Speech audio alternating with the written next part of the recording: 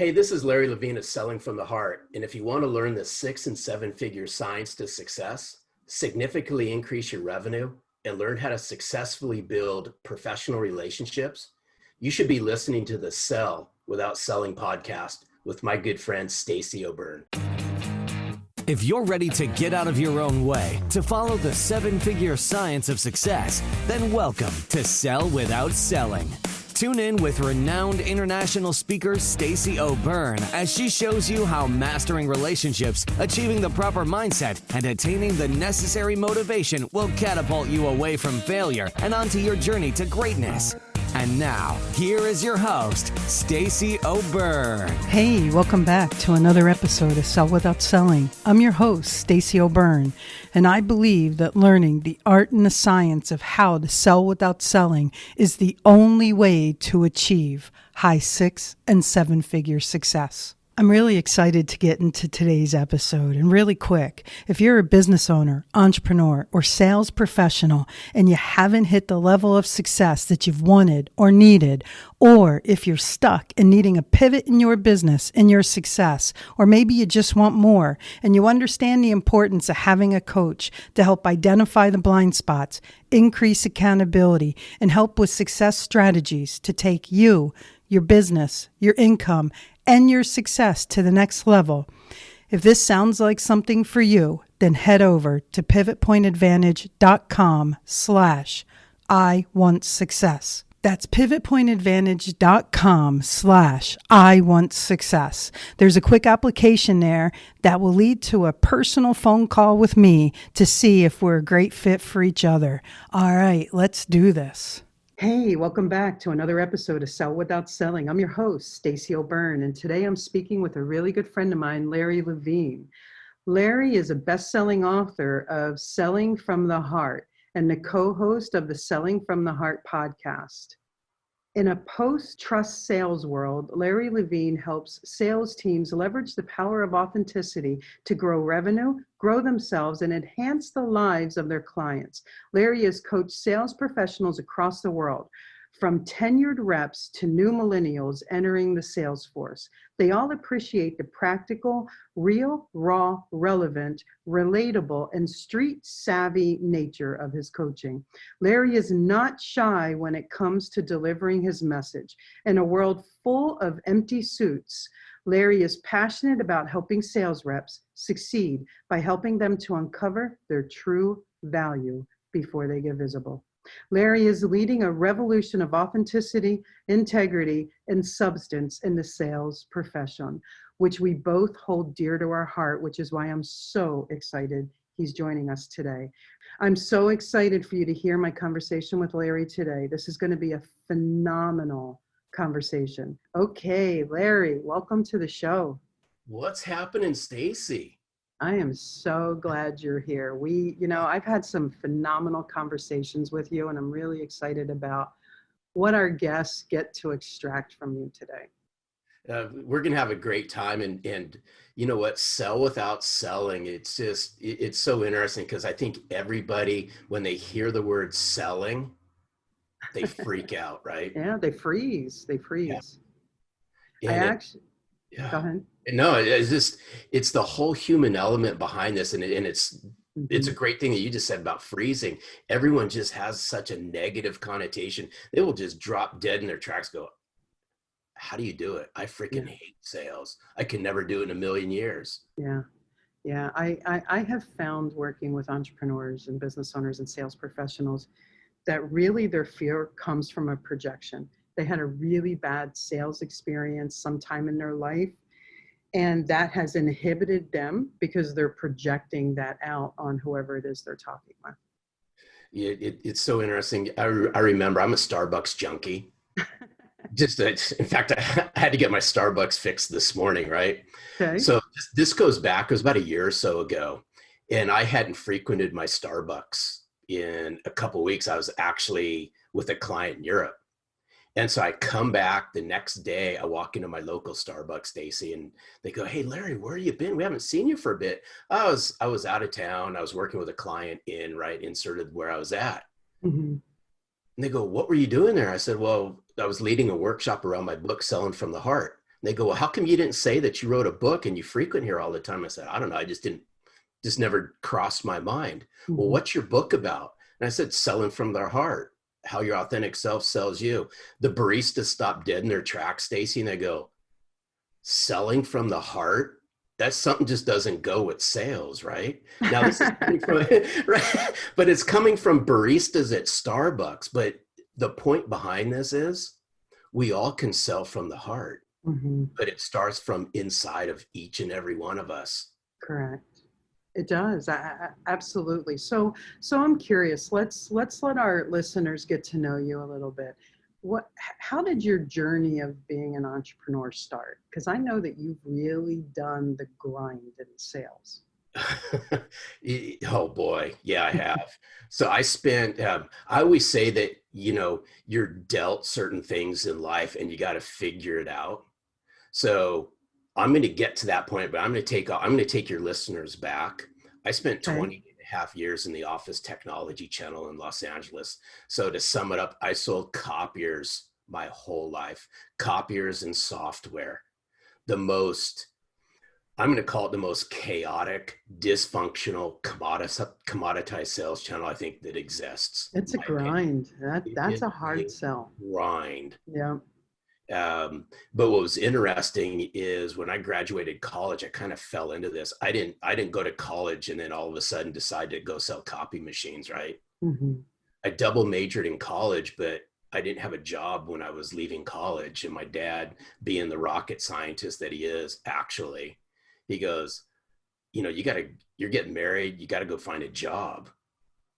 I said, Dad, I'm trying to find a job, right? Right. And my dad was traveling at the time a lot. And he remembers sitting on an airplane with a guy who worked for a copier manufacturer. And he remembered having this conversation. And my dad says, hey, son, he goes, why don't you go sell copiers? If you can last a year doing this, you're worth your weight in gold. Wow. And you can parlay that into another sales opportunity. Anything. It's a Anything, hard sell. right? Yeah. It was Stacey. My first year selling copiers was the absolute worst experience I ever had, but the absolute best experience I also had. How come? Because it taught me something, and maybe it was how I was raised. I held myself to a higher degree of standard than most people on that sales team. The Mm-hmm. first year, I learned something that I took throughout my whole career. If I didn't manage myself to a higher degree of standards than my management held me to, then I was failing. That's just how I was raised, because I Mm-hmm. was raised with a rocket scientist dad who was a brainiac, and here I am selling, and he's out there in another Working for NASA. right. But there's a point behind this is I started to look at sales completely different. Mm-hmm. And I started to look at this polar opposite of how most people in the sales world were viewing it. Nice. And what I learned and I learned this early on in my career. So now I'm probably in my early 20s. I learned that if I didn't take care of my customers, they wouldn't take care of me. Mm-hmm. It was that simple. And I use the rocket science twist to this because I grew up with a rocket scientist as a dad. I didn't bring any science to this. I just go, you know what? I think the key to success is how well you take care of your customers Mm-hmm. or your clients, depending on how you refer to them. Mm-hmm. And I started to interview them. So as I started to develop my book of business, I would ask my clients, what do you like? What do you don't like about salespeople? And I would always carry a pad of paper with me. And I would write down all the things they didn't like, which actually outweighed everything that they liked. Mm-hmm. And I flipped the switch early on in my career, and I did the complete polar opposite of everything they told me. Nice. I brought Nice. care, appreciation, respect, and love to my customers Mm-hmm. because I knew that if I did that, they would take care of me. That's phenomenal. And I just started and that became my identity. Mm-hmm. And I parlayed that into a very successful career in the copier channel, in a really chaotic channel with high sales turnover. Yeah. I was able to keep my customers happy by just showing how much I cared. And I always say, I wasn't the smartest guy out there. There was people that would out strategize me, outsell me, but nobody was going to out care me. And Wow. everybody knew it. And that was my secret sauce for Nice. 28 and a half years in the copier channel. How long? 28 and a half years. Wow. I think that industry has like a 2-year turnover rate, don't they? Oh my gosh, it is. I remember my first year in sales. I think at the end of the year, I was the only one who was still there from when I started. Wow, that's crazy. Yeah. So, so you learned early on to make it about them and avoid making it about you. Yeah, and I'm a big believer that I'm a high relationship oriented guy. That's Mm-hmm. just who I am. It's how I was raised, Mm-hmm. and I brought that to the forefront with my customers. Nice. And you see, I grew up in a world that was high transactions, right? There's two ways of looking at things. We can have transactional conversations, and there's a lot of that goes on in selling. There's a Of lot of course. transactional based conversations, and Mm-hmm. some of that works depending on what industry. If you're low B2B or low B2C, there's a lot of transactional type conversations. Yeah. But I learned that if I can turn a transactional conversation into a transformational conversation, Amen. all of a sudden I started to uncover so many things. And here's what I learned a long time ago, and I carried that with me and still to this day, Mm-hmm. is the more comfortable that I made somebody feel, the more comfortable they became in sharing Yeah. uncomfortable things going on in their office. Yeah. Yeah. That's It phenomenal. was that simple. It Yeah. really was. Yeah, it's all about being interested in them and their needs, their wants, their desires, their concerns, really focusing on that. Because really, as salespeople, all we are solution providers. We're problem solvers. That's really it. Problem solvers and opportunity creators. Absolutely. And well, that's the difference between order takers and order makers. I love it. Yeah. And here's what's interesting. And I'm not here to slam the sales world by no means, because No, no, no, no, no, I'm a not at sales all. geek. I'm a sales geek at heart. As am I. But here's what's interesting. There's a lot of order takers out there. I came out of a sales channel, Stacey. A lot of order takers. Yeah. Ton Yeah. of order takers. Yeah, absolutely. It's happening in some industries right now that, well, like the mortgage industry. Uh-huh. The mortgage industry right now is immensely benefiting from from the environment that we're in today, Mhm. and because of that, a lot of the mortgage bankers and mortgage brokers aren't doing what it is they need to do to continue to fill their pipeline because they're just riding the wave of order taking, and that's a very dangerous position to get into. It's horrible, and I'm a big believer in this. Anybody in sales who wants to have a full, ever-flowing sales funnel, Yeah. I'm going to ask them to think about developing a relationship funnel. Yeah. Yeah. And Absolutely. and think of it like Stacy, like a big crazy eight. Mm-hmm. Is I always look at when I work with sales teams or individual coaching or anything like that, we always start looking at their sales funnel. Yeah. Yeah. And unfortunately, most sales funnels look anemic, Mm-hmm. Mm-hmm. right? Absolutely. And when I look at them, I start asking salespeople, right, sales leaders, how many people inside those organizations do you really know, right? Who's on inside your sales funnel? Mm-hmm. And what's Mm-hmm. really interesting about it, and it saddens me, is most salespeople only know a few people Yeah. in these opportunities or in their client base, right? And it's in their funnel. And I Mm-hmm. said this, if you want to have an ever-flowing sales funnel, you have to build an ever-flowing relationship funnel. And think about Absolutely. how that plays out when you prospect for new business. I don't care if you're a seasoned sales rep, you've been in the business a little bit, or you're just starting off. Just because I meet Stacey Mm-hmm. doesn't mean Stacey knows me, likes me, or trusts me yet. Yeah. The no like It's trust just the factor. very first introduction. It's now I have to pull Stacey through a relationship funnel by Mm-hmm. getting to know her, right? Asking great questions, engaging with her. Yeah. Because then at a certain point in time, I have to transition that to a sales conversation, right? Yeah. Yeah. Absolutely. One of the so for me, the sales funnel and success funnel to me are the same thing, Yeah. and my vision has always been the infinity sign, because it's ever flowing and ever evolving. And in order to have sales, in order to have success, you must have relationships. You must have this, I'm going to say in air quotes, this pipeline, Sure. right? This spiraling funnel system. And for me, I've built two seven-figure businesses and multiple six-figure businesses, 100% through word of mouth marketing. I just recently started my digital footprint. It's because for me, I believe in showing up, adding value, surrounding myself with like-minded people, being 100% congruent, authentic, and transparent. I call it being a cat. You know, if I can come in 100% congruent and authentic and transparent to who I am and the purposes that I serve and walk, then I align with people that share the same value system as me. And like-minded people attract like-minded people. So good. By the way, I love the acronym. Thanks. Thanks. But you said something interesting. Your digital footprint, right? Mm-hmm, mm-hmm. And you're just embarking on it. I'm a big believer in this, and I learned this a long time ago. Yep. Is how do you get noticed in a marketplace? And this is what I held myself to a different degree of standard than most in a chaotic sales world. I've grown up in Southern California my whole life. And it was probably like the mid 2000s, I started to see people hide behind voicemail and hide behind email.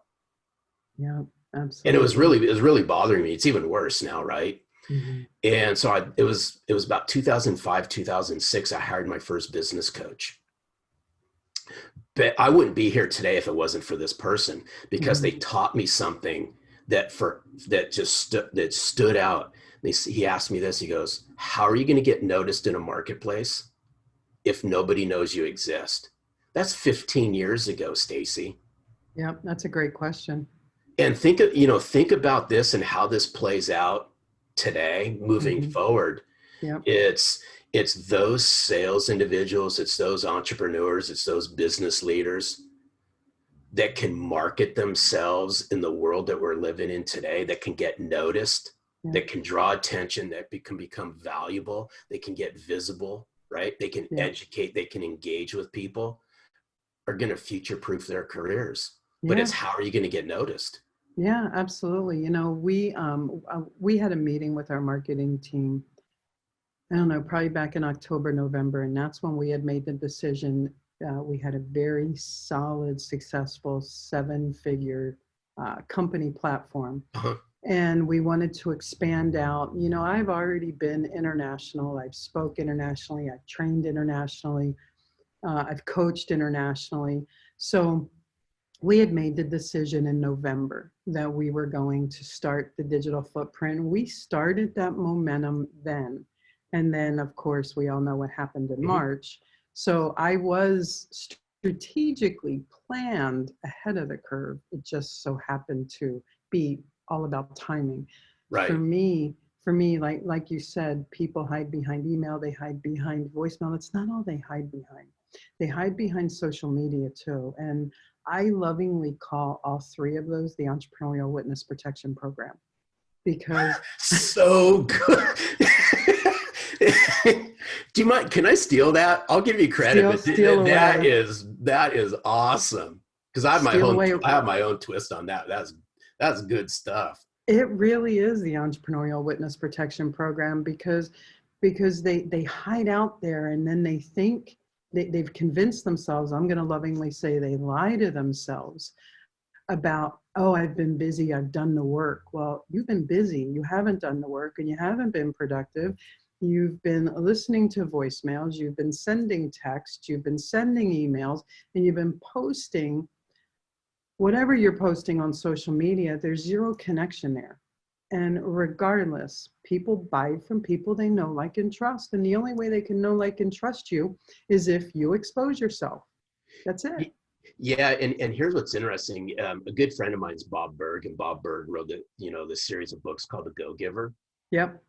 And I took his quote that he says, and he says it often, and I threw my own little twist on it. But it's to your point. We already know that people do business with people they know, like, and trust. His twist on that is people refer people to do business they know, like, and trust. And Stacey, I know you'd agree with me on it. Here's my twist. Given the digital world and the virtual world that we all live in, is how do you become that person? A, if they've never met you before. Yeah. And B is, are you digitally referable? Think about that one for a second. Yeah. Yeah. No, it's important. You now more than ever, we get to be our most transparent self, because that's who people are going to connect with. As salespeople, it is so important for salespeople to avoid showing up how they think the other people need to see them. You're just wasting resources. Yeah, you know, and I talk about it in chapter 10 of Selling from the Heart. It's why I use the word empty suit.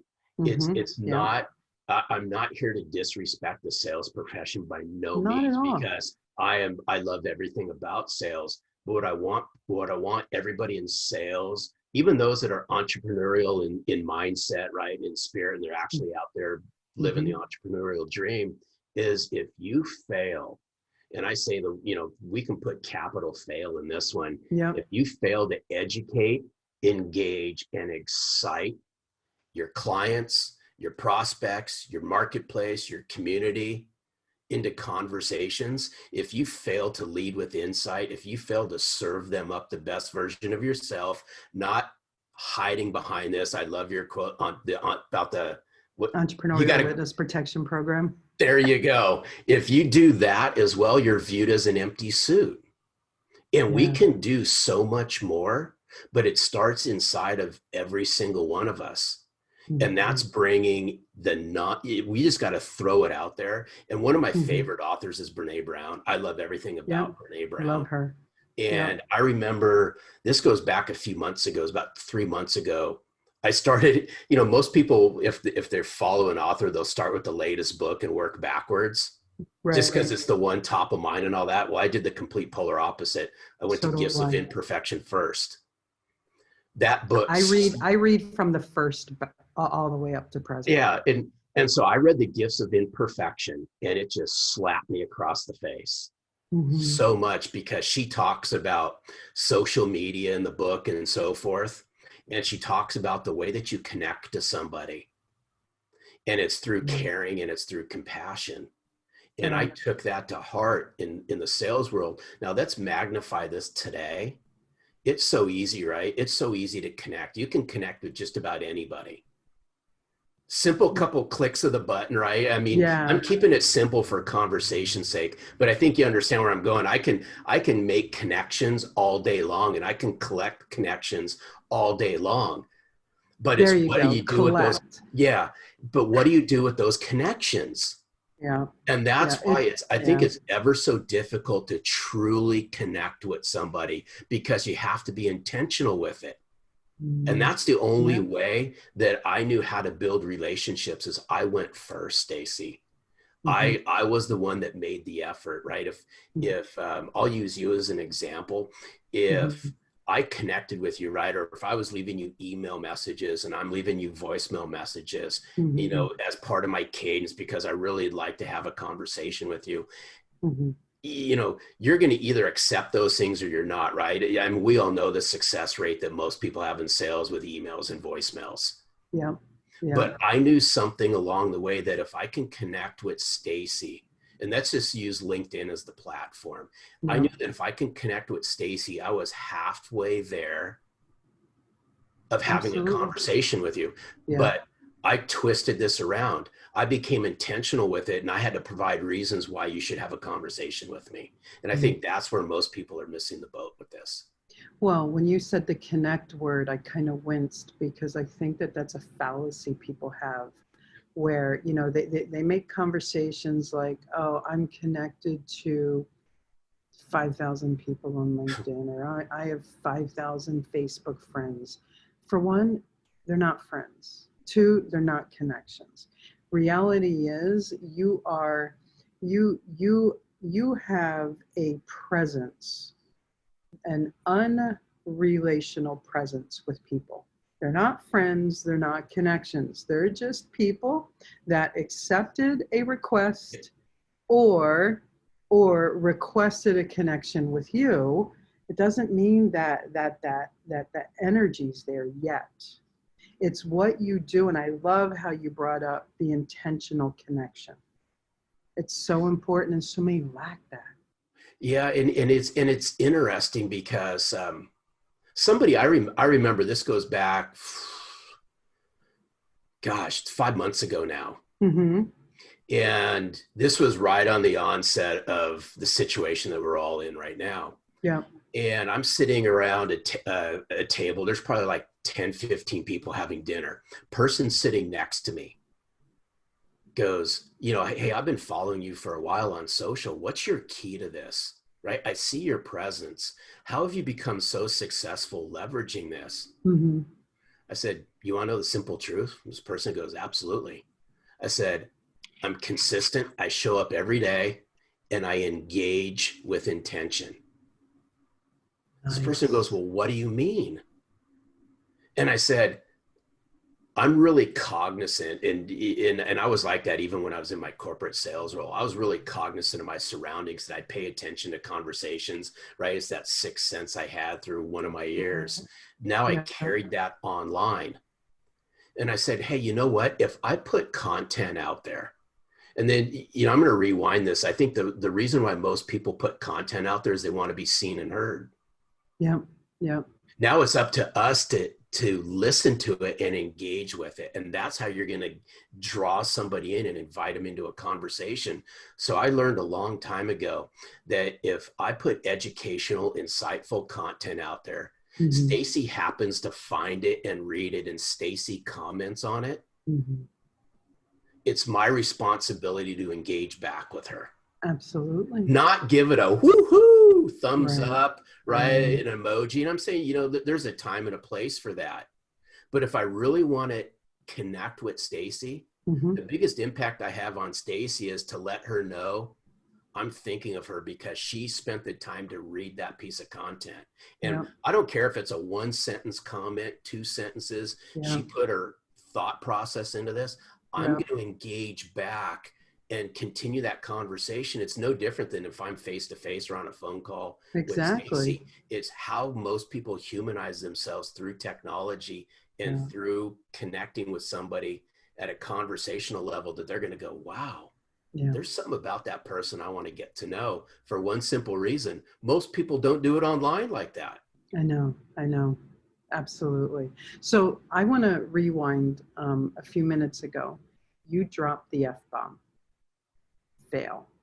Okay, I was going to say, I don't think I said I love the look on your face when I said that. Like going, I don't think so. I'm pretty PC when it comes to this stuff.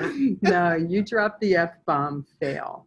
Tell me what you think or how you feel about how failure has contributed to your ability to achieve success and to effortlessly sell today. Wow, that's deep because it I know. It's very fast. Fear, it's really interesting, and it still drives me to this day. Is I have an interesting take on this. I have a tremendous fear of failure. That's mm-hmm. what motivates me. Mm-hmm. So now you drop 2 F-bombs, fear and failure. And here's why. It goes back to how I was raised. Mm-hmm.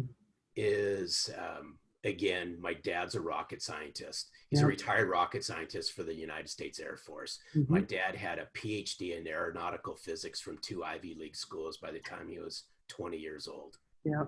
Wow. That's what I was raised with. Mm-hmm. I love my dad to death. We have a dysfunctional but loving relationship. Mm-hmm. Interesting, but it works. Yeah.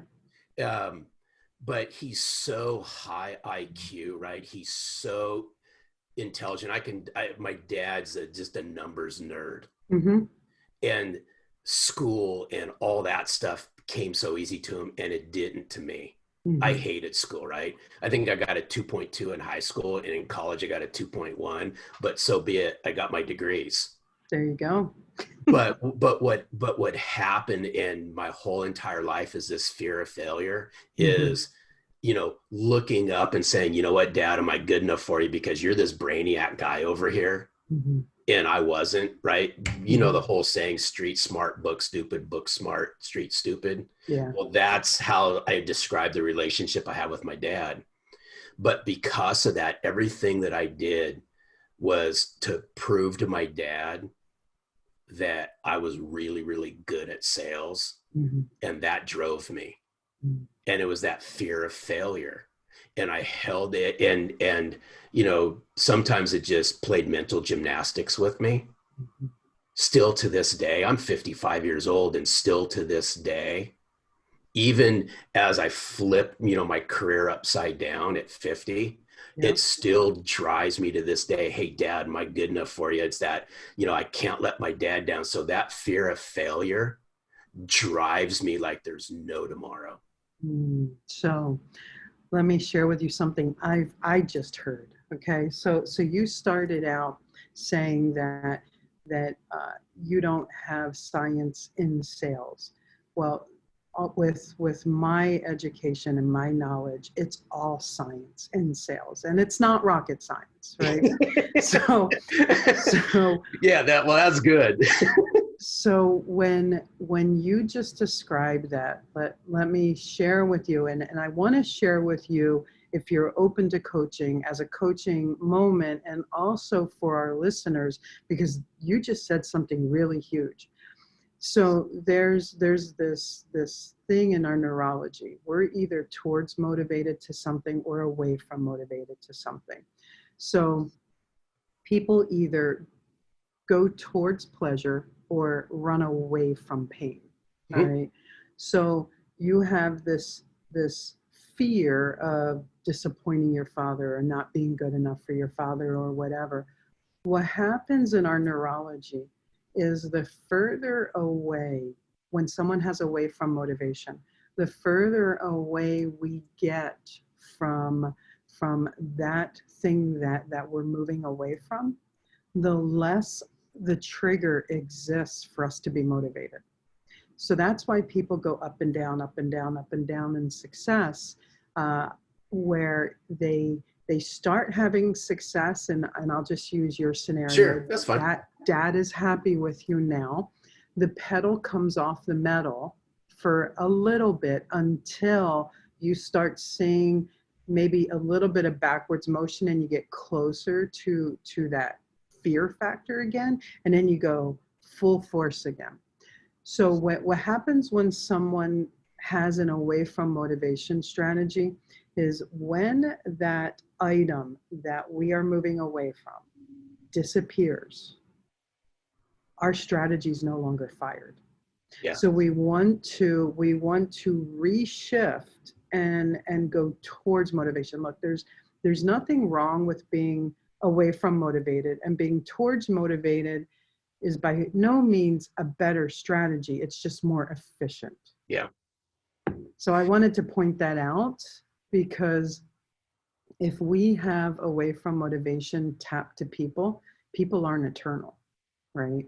So if that person comes to their end of life, and cancel, clear, delete, distort, I am by no means calling that out. Yeah. When that person, when that inevitable does happen, our motivation's no longer triggered. Yeah. So I just wanted to bring that to your attention, because that is the science of how our body stores that neurologically. Yeah, and thanks for sharing that, because those are the things, that was the main thing that drove me, was that. Mm-hmm. I got some wacky things that go through my head, like a lot of us do. Mm-hmm. But I always said, you know what? Another one of my biggest fears was I didn't want to be sitting at the bottom of the sales totem pole. Yeah. Right. Yeah. Staring upwards, that's a bad position to be in. I wanted to be sitting at the top of that sales totem pole. Mm-hmm. And in order to do that, that's why I drove myself in conjunction with the things that I shared about my dad. That's the stuff that drove me. Yeah. Yeah. was, I'll play a little survivor. It's the outwit, outplay, out strategize, all that. Yeah. I just outworked everybody. And I Absolutely. always say, sales isn't 8 to 5. Sales is a 7 day a week job, It right? is. It is. And in my opinion, Mhm. and I always said this is, it doesn't matter if it's 7 o'clock in the morning, 7 o'clock at night, if it's 10 o'clock in the morning on a Saturday, somebody sends me a message, happens to text me or a phone call, still to this day, I take them. Nice. Nice. Just Absolutely. because. It's just because, right? Yeah. Yeah. Well, that's what success is. Success is a 24-hour game, so to speak. Success is life, and it's all encompassing, because how we do some things is how we do everything. How we do the little things is how we do the big things. And there are boundaries, and we get to harmonize between our personal life and our professional life. And reality is, people buy you. They don't buy your product, service, and solution. So if they have a need, want, and desire, and they're reaching out to you, and if it's within your ability to harmonize, then and you're not stepping on boundaries of your personal life, it's more than fair to respond. Absolutely. So true. I got to play off the little things and the big things that you just Hmm. said. Can I Hmm. share a story with you? Go for it. I love So stories. this is awesome. So I'm coming up on my 28th anniversary to my lovely wife. Aw, Thank congratulations. you. I really appreciate it. And I remember, so my mother-in-law, I love my mother-in-law. I love my father-in-law. My mother-in-law is from Mississippi, Stacey. Hmm. My father-in-law is from Oklahoma. Okay. They're proud rednecks. They love every bit of it. I love them like crazy, right? Okay. So I remember early on, and I'm taking everyone back now about 30 years ago. Okay. I'm dating, she wasn't my wife at the time, but I'll say I'm dating my wife. Hmm. And we were all sitting around the dinner table one night, and her mom knew it was getting serious. And I'm just starting off, right, my sales career in the copier channel. Yeah. And I can't do a Southern accent justice, so I'm not even going to pretend to do it. Still to this day, Stacey, she calls me boy, Oh, wow. right? After Boy. 28 years. Yeah, after 20, still, I mean, not, not all the Right. time, but, she wants to capture my attention, Stacey. Yeah. She goes, boy, right? Just like that, boy. Yep. And so I remember we're all sitting around at the table. She knew it was getting serious. She goes, let me share some advice with you. Mm. She goes, boy, if you can't do the little things right, you'll never be able to do the big things right. Yeah. And then, period, next quote, she goes, I'm going to tell you something right now. Don't ever half-ass your career. Mm. Do it Nice. 100%. Don't half-ass it. Those two things from my mother-in-law, and keep them, I love my mother-in-law. If she has a 6th grade education, I'd be shocked. Yeah. But that's just how it was back then. Yeah. Those two things ingrained in my head my whole career, still to this day. And when you said the little things and the big things, it really triggered it, because whether we're in sales, you have that entrepreneurial spirit. Hmm. If we can't do the little things, the foundational things in a non-negotiable manner, we'll Yeah. never be able to do the big things correctly. And I Exactly. think, that's why people chase the shiny object and they want that silver bullet to success, because they don't want to do the work. They try to cut corners, and pardon the expression, they half-ass their career. Yeah. Yeah. People don't realize that they create this program in themselves, in their life, to where they only, as you put it, half-ass it. So I know most entrepreneurs end up not succeeding because they start a lot of things and they never finish. And when you really put their life under a microscope, Yeah. that plays all the way across in everything.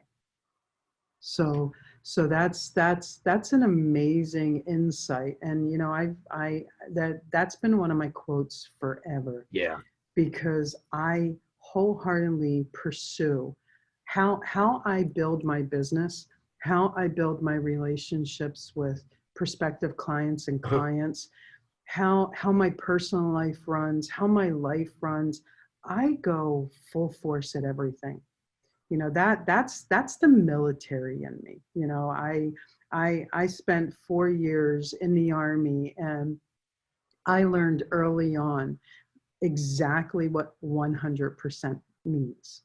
And people confuse perfection with excellence. Yes. There is no Yep. such thing as showing up perfect. Nope. Nope. There's a big, big opportunity for people to ask more of themselves, because when we ask more of ourselves, it allows us to ask more of other people.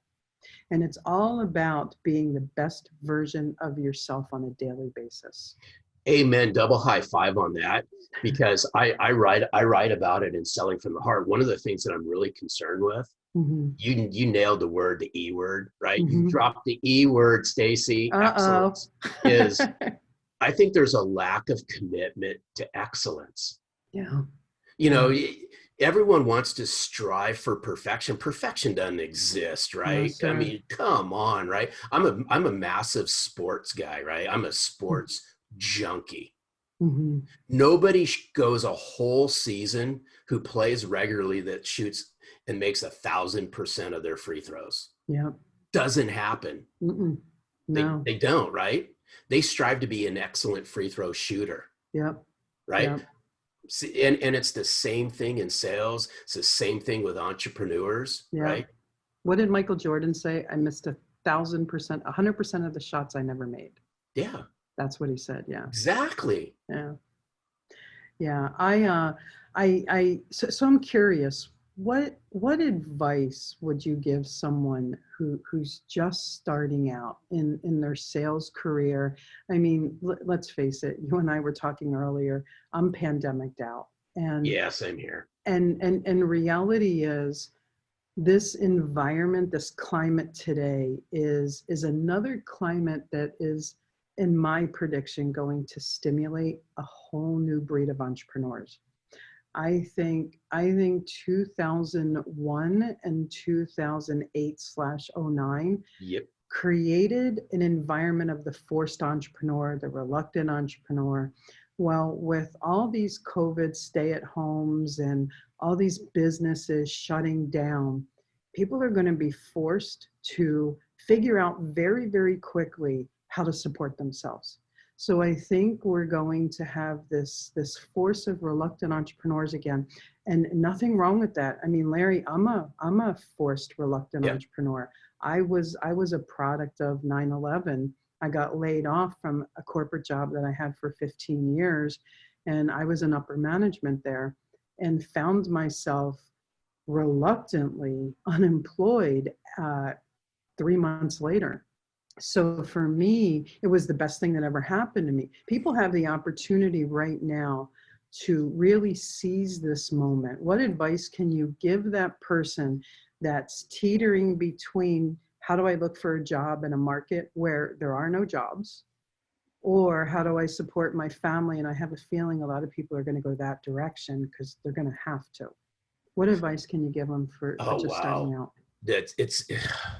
So it's interesting. I'm gonna answer it this way. I love what you just said. Forced entrepreneur. Mm-hmm. The light went off, and here's why. By the way, you know, the first place to start is never stop learning. Yep, And seek a coach and a mentor. I'll put a parking brake on that one for just a second. Mm-hmm. I'm a product of a forced entrepreneur. Mm-hmm. So I will tell you this: at 50 years old, I was fired from my very first job. Mm-hmm. Okay. I was the number 2 salesperson on a large corporate major account team in downtown LA. Mm-hmm. Coming off one of the best years I ever had, and I was whacked. Oh, it was cheaper. It was cheaper to get rid of you. I was whacked. Yeah, yeah. And so here I am at 50 years old. Stacey, I cried for days. Mm-hmm. I absolutely cried for days. It had never happened. I've left a company before, but it's always on my own free will. First time ever in my whole entire life, even when I had oddball jobs when I was a kid, mm-hmm. I was never fired. So I cried for days and I had to figure out what I was going to do. And it would have been easy for me to go back and be a VP of sales in the industry that I knew and rode off into the sunset. Mm-hmm. Yeah. But I remember this, it came from my wife and now my podcast partner. And they both said, basically suck it up, a few choice explicative words that I won't use. My favorite, suck it up, buttercup. And they said, why don't you do something about it? Mm-hmm. Right. Nice and advice. they said, why don't you flip this around and why don't you go back and coach salespeople and coach sales teams on what you did and how you became successful and delivered in a way that nobody's heard before. So I strapped 50-pound weights on my ankles and I dove right into the swimming pool. Wow. That's called entrepreneurship. Yeah. Yeah. Now, I didn't have a Brinks truck backing up with a boatload of money to fund my lifestyle. None, right? You know where I'm going with this, Stacey, and your listeners as well, right? Who have experienced this. Mm-hmm. But what I did is I took the same thing. I sought out some mentors that have already gone through what I was getting ready to go through. And they became my guiding light. Mm-hmm. But then I took that fear of failure and I just put it right in front of me, right? And it just, that's what drove me every single day. Yeah. And I had to figure out this entrepreneurial thing. I'd never experienced it before. I didn't know what to do. Mm-hmm. But I knew how to sell and I knew how to market myself and I knew what was inside my head. And I want to take people back because I that are listening is I said, how do you get noticed in a marketplace that nobody knows you exist? There wasn't a freaking soul outside of Southern California, LA marketplace that knew who I was. Heck, I sold copiers for 28 and a half years, right? Yeah, they don't ship well. Right, exactly. So what I had to do is and I think, the situation that we're all going through right now, to me, is the best thing, in my opinion, that's happened. Absolutely. To sales, to people in general, right? It's how we view things. I think it's the biggest reset button that's ever been thrown at the human race. I really firmly believe that in my heart. It's given people the opportunity to come out on the other side of this better. Yes, absolutely agree. So so I'll say 5 years ago, right? I had that same pandemic hit me, right? I had my whole world rocked, just like a lot of people have had their whole world rocked, recently. Now I could have just cried and withered and gone back to the safety of what I know, but I chose to do something about it and reinvent, reimagine what could be. Yeah. And that's what I did. I hired a mentor. I worked really hard on myself and I doubled down on the message and how I deliver it. And I started to prospect like crazy. And that was my non-negotiable mindset. So people that are just starting off, right? Without customers, you have no business. You can be entrepreneurial all you want, but eventually you have to get customers. Yeah. Yeah. Otherwise you have no business. Simple as that. Yeah. So that's all I did. Seek a mentor, hire a coach. Yeah. Continually learn, ask a lot of questions, become vulnerable, ask people for help. And I had to figure all this out. I knew how to sell. I didn't know the business of what it means to be an entrepreneur. I had to figure that out. I'm still figuring out to this day. Yeah. Right? Yeah. We're kind of like pinball machines. Here's what's interesting that I found out as, I went out there and I started to speak and coach and write my book and the podcast and everything like that. There's a lot of people that have side hustles, right? I hate using the term, right? Yeah. But I'm just going to say it because people can relate to it, is they have a full-time job, but they do this, right? And I remember having a conversation with a really close friend of mine. He's been on my podcast before. Very successful sales guy, VP of sales, written a great book, phenomenal book. He goes, Larry, how do you do what you do? I can't break away. And I said, hey, listen, you just got to put 50-pound weights on your ankles and jump in the swimming pool and quit sitting and waiting in this, in the shallow end. That's what you're doing. Yeah. You'll never know how good you really can become if you're not willing to go out and do it. That's true. Absolutely. Right? And sometimes you got to cut the safety net. I was forced to cut the safety net. And I love your term, forced entrepreneur. I was forced into this.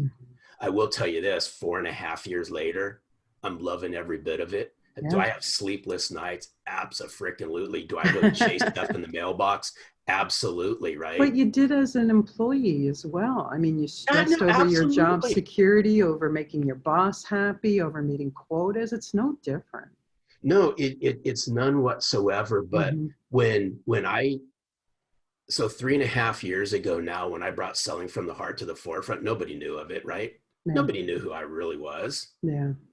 But what I wanted to do, I'm a big believer in this. And for those that are listening, even the entrepreneurial people that are out there, I'm a big believer that words matter and message matters, and it's how you deliver it. Yep. And Absolutely. people can smell BS like that.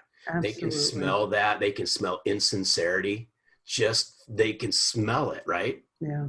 But conversely, people can smell. I'm a big believer. I'm not bringing science into this or anything like that. It's a sixth sense that a lot of us have is people smell sincerity. They smell when somebody's real, genuine, not fake, not full of crap. They can smell that, whether that be how you relate to somebody on a phone, face to face, in an email, in a video conference call. They can smell that in 2 seconds.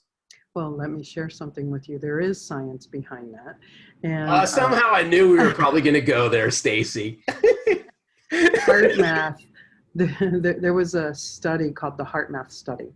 And you know that itty bitty shitty committee Yeah, in your head, the yeah, bully in the brain, the ants in the brain, however people refer to it, that voice in the head, that creates a neurological freeway that runs through your body. It also instigates or bullies the beliefs or lack thereof, the limitations, you know, your ability to fake it till you make yeah. it, so to speak. All of that are incongruencies. And the heart math study had determined that whatever is going on inside of you is exuded out within 15 feet. So anyone within a 15-foot radius all of a sudden feels these incongruencies. They don't know why. Yeah. There's something that they're not connecting with. And that's because what's going on inside of you is actually affecting them. It's crazy. So interesting because I'm a big believer in how you connect to somebody and how you Yeah. relate to somebody. Yeah. And what's really interesting, and this was always playing out in my head, is people size people up pretty quick. Absolutely. It's something that we just do. We don't even think about it, right? Mm-hmm. Mm-hmm. And so I kept that in the back of my head. If I don't make a great first impression, it doesn't mean that game over, right? And all that. It just means that I'm a salmon swimming upstream a little bit. Mm-hmm.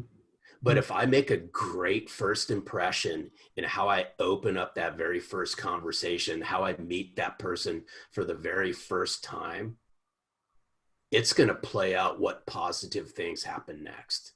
Yeah. I have a quick story about that. So you're right. Unfortunately, people judge people Yes. within seconds, and Yep. and Carl Jung actually wrote about this in his red book, and it's the foundational principle of perception is projection. Whatever we perceive about ourselves, we project out Yep. to others. Yep. And I was at a medical conference where I was speaking, and for me, I don't know if you understand personality profile. I'm a high I and I'm a high D in the Okay. disc. So rarely, rarely will I wear suits. I'm pretty much a name brand, very casual, very laid back. What you see is what you Yeah. get. I'm 100% authentic and transparent. So I came in, you know, I had really expensive jeans on, a really expensive shirt on, a really expensive watch on. I was name brand out. Everybody in the audience suited out. Uh-huh. I'm not a suit person. I'm Yeah. just not. So I go up on stage and I instantly watch them all roll their eyes, fold their arms, and we're talking hundreds and hundreds of doctors in the Yeah. audience. And I'm up there for 75 minutes. And when I'm on stage and I see this whole wave of disgust, Yeah. All that went through my mind is get me a dental chair and just do a root canal. It'll be Yeah. less painful. So, so I'm doing my thing. And then at the very end, I come off stage and I'm surrounded by hundreds of doctors. And there was a chief medical doctor there who came up to me and he extended his hand and he goes, I owe you an apology. I mean, I'm not even off the steps yet. Uh-huh. And he goes, I owe you an apology. And I said, excuse me? And he goes, I need to apologize to you. And I said, for what? And he goes, for the thoughts that I had about you. When you stood up on stage, the first thought that went through my mind is, what can I possibly learn from this person? Yeah. And then you opened your mouth and you humbled me so greatly. And I learned a lesson from you within 3 seconds. My image of what someone professional and knowledgeable is not the right image. And I need to give people more time. So remember, whatever thought you have in your head is always about you and never about the person that thought is being projected out to. Oh, so good. This is one of my favorite sayings, Stacey. I always say this because I go, the stories in our head are the stories that we tell. Yeah. The stories in our head are the stories that we tell, and then we act those out, right? Now, and then the other thing is, this whole perception. I'm a big believer in perception. I think perception's reality. That's just how I think. That's how I think. So now how does this play out? Because I always love asking people, especially, there's a sales twist to this, Stacey, but just roll with me on it. Absolutely. I always share with salespeople, how are most salespeople perceived in the marketplace today? and we'll whiteboard this thing out, right? And it's just hilarious, right? Absolutely hilarious, right? And I said, okay, well, given that's how we're perceived, how do you want to be perceived? Yep. And it gets them to think differently, right? It does. Absolutely. It's because I think most salespeople, if you ask them if they're open and they're honest, they're going to say, man, it's just we just have such a bad name. Well, then fricking do something about it. Yeah. It's up to you to change it and worry about you. And that's why I think, you bring up the itty bitty shitty committee. By the way, I love that term. Is if we work on ourselves, if we work on the inner part of who we are, I always say the inner heart work is the hardest work. Yeah. Is really coming to grips with who we are, right? Yeah. Most people, if you ask them, weren't forced into sales. They chose sales, right? They chose to be an entrepreneur. They saw the money and they chased it. Exactly. And so that's why, one of the manifesto, there's a manifesto at the end of Selling from the Heart. And I said, we must lead with our heart, not our wallet. When you chase the wallet, it always comes back to bite you on where you put your wallet, right? Yeah, I actually have a metaphor about that. When you think of business and success as a dog, if you run after a dog, if you chase a dog, what does a dog do? It tucks its tail under its butt and it takes off, right? If you stand there heart-centered, transparent, authentic, just full of unconditional love, what does that dog do? Jumps all over you. They're excited. They come to you. That's what success is. And when it's all said and done, that's all your clients, your customers, your friends, people in your inner circle. That's all they want. Now, if you just ask, right? I always say that you can earn a PhD from your clients. All you got to do is ask, right? All you have, it's like you can get a absolutely free PhD from your clients. You got to be willing to ask. And I always say this is right. Sales professionals out there that are really in tune with who they are, they eat critique and feedback for breakfast, lunch, and dinner. Absolutely. We have to. We have to. And it's also important to understand that the haters out there, and there are haters, especially in social media. Oh, yeah. And the haters out there, anything that they're saying, it's about them. Avoid allowing it to be about you. You take out of it what makes you better Yep. And anything that triggers that internal twitch, that hurt, just know it's their stuff. It really is. Yep. Yep. So we're at the point of the show where I get to ask the show's foundational question.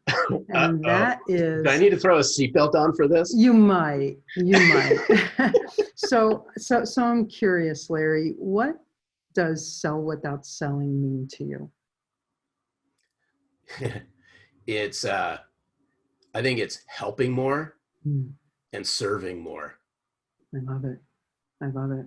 It's that simple. Mm-hmm. I'm so glad that you asked, because I remember one of the very first podcasts I was on, Stacey, somebody asked me, Larry, in one short, concise sentence, how would you describe sales? Mm. And I said, it's the art of the help. Yeah, it is. Absolutely. And now, it's okay, right? Money moves through this economy because we sell. Yeah, it does. And it's not a dirty word, but if you help more and you serve more, Mm-hmm. it helps you to sell more. And you physically have to sell less. Yeah. I mean, and when I say sell less, I mean the physical action of doing the do of sell. Dude, I When you love that. I love yeah, that. when you show up, that heart-centered space, that servant leadership, when you show up as the educator, when you show up as the solution provider and the problem solver, when you show up more about them and less about you, you don't have to sell. No, No. none whatsoever. And it's unfortunate. I'll just throw it out there. It's just unfortunate that there's so many people out there that they understand the concept of what we're talking about, right? They understand, yeah, I got to be genuine, I got to be real, and so forth. And They here's won't what do the work though to make it happen. exactly. Yeah. But I challenge people conversely with this, Stacey, as I said, hey, listen, I say business is personal. Mm. I'm a firm believer business is personal. Mm-hmm. And they'll look at me and they go, what the hell are you talking about, right? And I said, hey, listen, let's look at personal relationships and the whole thing around personal relationships. Mm-hmm. Whether you're married, not married, significant other, how you treat your family and all that. I'm not here to say anything like that, but I will tell you this: you bring love, caring, and respect to people that are close to you. Yep. Yep. If you can do that in your personal life, why do you find it so difficult to do that in your business life? Thus, sales chaos. See where I'm going with this? Yeah, it has to do with their programming. It has to do with the scarcity mentality. It has to do with the desperation, their lack of transparency, their lack of self-love, self-worth, self-belief. I could go on. No, I totally agree. Mm. And what was really interesting, I always, my wife knows this, a lot of my close friends know this. I'm probably, I think I'm a female stuck in a male's body. But it's okay because of how, I was raised with a neurotic Jewish mom, and I had sisters that, were as neurotic as heck. I love them all to death. Mm-hmm. But I had that motherly instinct always over me. Nice. And I just took that to sales. I rolled it up. I've cried with my customers. I still, to this day, I look every single client in the eye and I say, I love them. That's just me. Yeah. Yeah. That's what I bring to the people that I work with. That's what I brought when I was in corporate sales. Yeah. I showed people I appreciated them and all this. And I still, to this day, I said, if you don't love on your customers, somebody else will. Yeah. Amen to that. Yeah. Yeah, absolutely. And one of the other reasons why is because people don't know what they don't know, and it's what they don't know that creates all those significant blind spots. Those significant blind spots handicap them. Oh, I love that. It's interesting. On our podcast, we always ask our guests, what's it mean to you to sell from the heart? That's kind of, and then it's so interesting 3 years later, just to hear the responses. It's so cool. I remember we interviewed somebody on the podcast, and it was like a mic drop moment, because we asked this individual, right? So the drill, right? All of our guests who come on, we ask them, what's it mean to you to sell from the heart? Mm-hmm.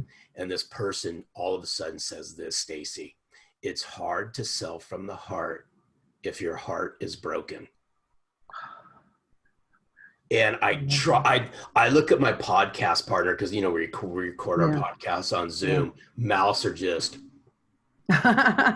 right? Nice. Now think about that and how that plays out. Mm-hmm. It is so profound and so true. That's phenomenal.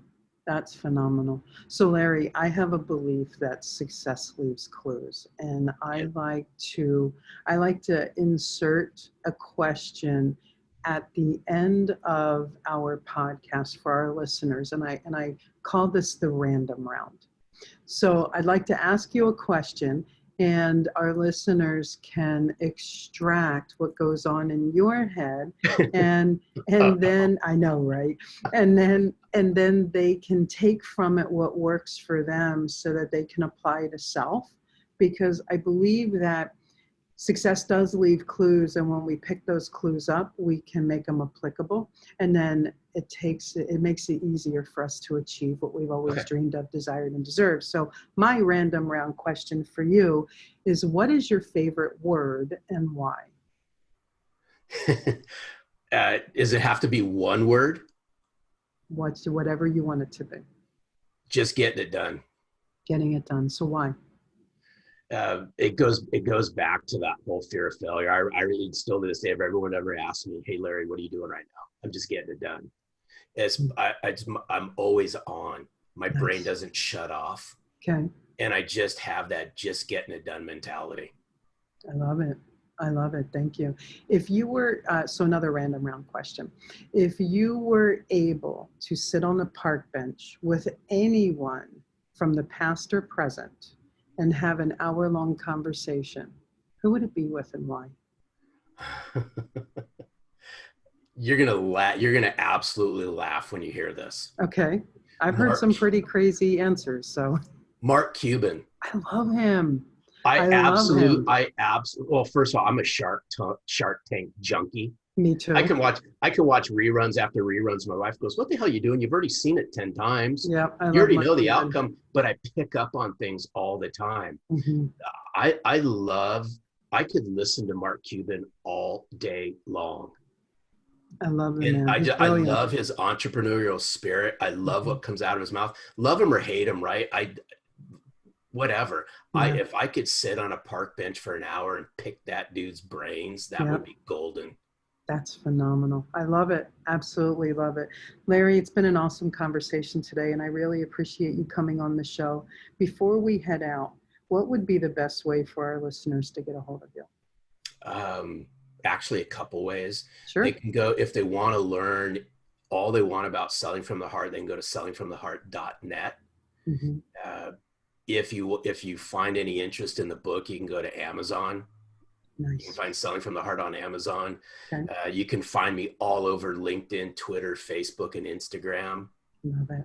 And you can listen to the Selling from the Heart podcast if you want on any of your favorite podcast apps. Fantastic. Your success is important to me, and it's also important to me to make sure that these episodes are valuable to you. I would love for you to do a few things right now. I'd love for you to hop over to Instagram and follow us at Pivot Point Advantage.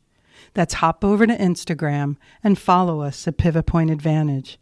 Second, I'd love it if you'd head over to Facebook and join our Sell Without Selling community. That's head over to Facebook and join our Sell Without Selling community. We have an immense amount of interaction on both platforms. We also share different information on both platforms, so we look forward to seeing you there.